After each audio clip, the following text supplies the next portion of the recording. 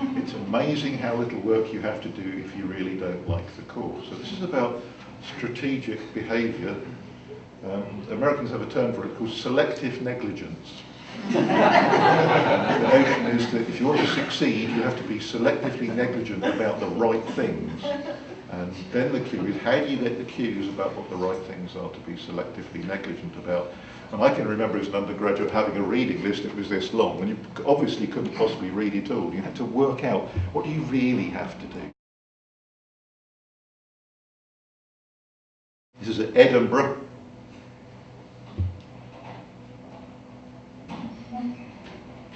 You don't take the whole course.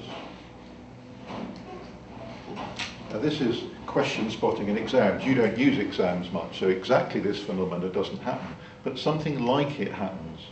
Students are trying to work out not what the course is as described in the study guide, but what the hidden curriculum is. The first of those quotes came from a study that produced a book called The Hidden Curriculum. It was about what students had to find out about if they were going to succeed. The Edinburgh study went further and described students being oriented to the hidden curriculum to different extents. So they described students as cue-seeking, cue-conscious or cue-deaf. Cues meaning cues about what counts, what the hidden curriculum really consists of. So a cue-seeking student was described as taking their lecturer to the pub in the hope that they'd let slip what was going to be on the exam paper. Cue-conscious would be the lecturer saying, now this is really important, and the student would underline it in red in their notes. And the cue-deaf, it just went straight over their heads. It doesn't matter how often you told them, they missed it. And in the Edinburgh study, they were able to predict whether students were going to get a first 2-1 or below a 2-1 just on the basis of categorising them as cue-seeking, cue-conscious or cue-deaf. You didn't need to know about their A-levels, how hard they were working. It was just how cute they were about working out what counted and what you had to do. So whether it's exams or other things, that kind of phenomena may well be going on. Now this is actually an open university student where there's very short deadlines for assignments coming back. If the tutors don't keep to the deadlines, they get dropped as tutors. And where the teaching system basically consists of students doing assignments and getting extensive feedback on it. And despite that, this student was saying they didn't read the feedback, they threw it in the bin, because it doesn't come back fast enough. The literature on this issue is that feedback has to be prompt or it's useless. And prompt means in time to do something relevant with it. Not just read it, you have to do something relevant with it. Now that might mean it feeds directly into the next assignment, for example. I come on to examples that are designed to make sure that happens. But the slowness of feedback has dramatic effects. One of the institutions involved in this project is an institutional rule that students don't get their feedback until the examiner has approved the marks. This is the most unbelievably stupid quality assurance rule I have ever come across. It guaranteed that virtually all the feedback and all the effort that teachers put into it was a complete waste of time. So we'll come on, we see that sometimes quick and dirty feedback is much more effective than slow and perfect feedback because the timing is just so important.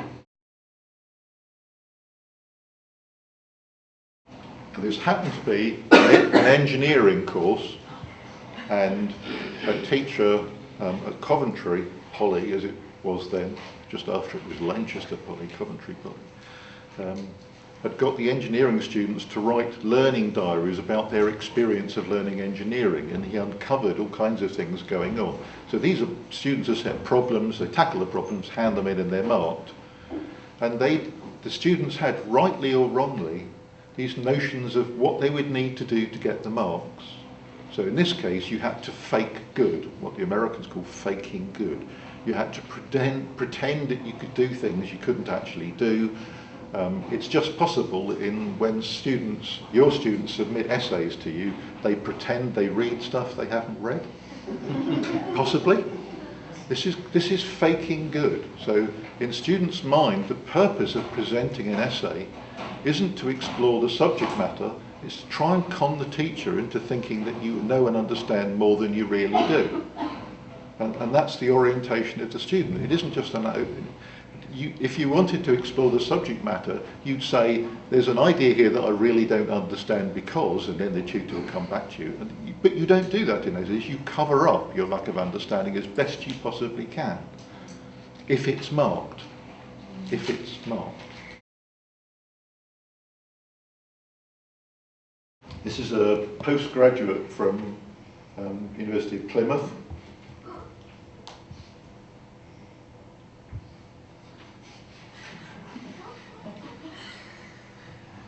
I like this. So it defeated the object in a way. Now what this is about is what actually gets the marks is the wrong thing. So the student had to learn to stop trying to make sense of it and just give lots of information back, and that was sufficient to get the marks. So that whatever the criteria say, what in practice gets the marks is the wrong thing. Students work out what it is, and it results in them doing the wrong thing.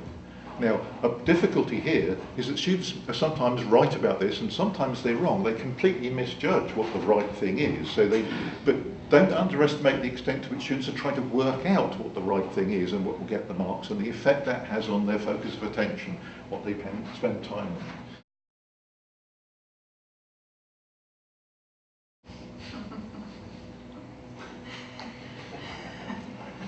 This actually came from MIT, and I presented this at a seminar at MIT in Boston, and I told them that this was actually from 30 years ago, and I'm sure nothing like that ever happened today, and they all just fell about laughing.